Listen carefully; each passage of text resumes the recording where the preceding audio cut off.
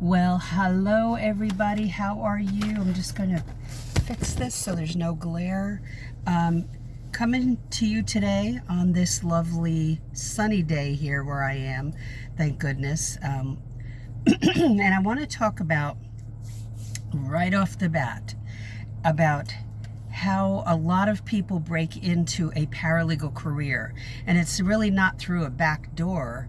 It's just a different position, and a very important position for the law firm, or it could be a government agency or the corporate legal department. You know, people love, a lot of employers love to hire from within. So if they hire somebody into a law firm, I know one gentleman has a law firm not too far from me, and my husband used to manage that law firm, that loves to bring people in who knock it out of the park as a receptionist, and then hires them if he thinks they're capable of being a paralegal for the firm, because he gets to kind of test them out, gives them correspondence to do for him and other work, and if they do it well, he will promote from within if there's an opening. The problem with that, with going in as a receptionist, is that sometimes there is not an opening ever in the law firm. And if they like what you do, if they love the way you handle the clients, answer the phone, and the whole law firm is operating well, they don't want to upset the apple cart and move you into another position. But if you're in that position and your goal was to enter the legal field in the paralegal position, then you're going to feel frustrated by being there, and they're not going to understand that. They don't care as long as their law firm or whatever type of employer it is operating smoothly, and they want to keep you where you are. So your quest to go into a different position will have to be met by you going to another law firm, unfortunately. And if you're in a great law firm, that's tough. But I had to make that same decision. I really liked the paralegal that I worked with as a receptionist / legal secretary. And she was a great trainer, and most people don't train you. She was very gentle, a gentle person, and very kind. But she was also very busy. So I would go to her and ask questions when I needed to. And I had to do all the filing in the law office, as well as run errands and handle all the office supplies and the supplies for snacks, whether it be water, as well as, so I had to go to the grocery store as well. That really ate into the time I was in the law firm. And so it wasn't a place where I was going to stay more than a year. And they weren't going to promote me more than likely. So I also saw some antagonism between the newest partner, which was my mentor, and the other two partners. And I wondered how long the law firm would last.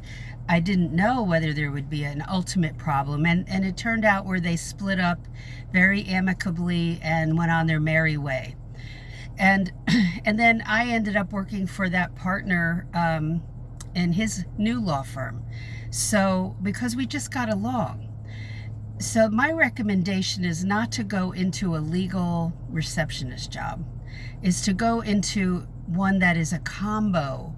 If it's a small law firm where you can get the work and understand the work, and plus do your receptionist duties and any other duties they give you and perform them well, and that with the thought that you have to stay there for a year or two to get a hold of everything and understand what the law firm does, or whoever you're working for does, how it all works together, and then move on after 1 or 2 years, okay? I know it would be much easier after 2 years, but I left after 7 months because they went back, the managing partner went back on his word.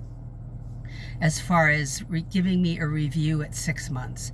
And I was making a very low salary. So it's very important that, they're not always going to put that type of stuff in writing, unfortunately.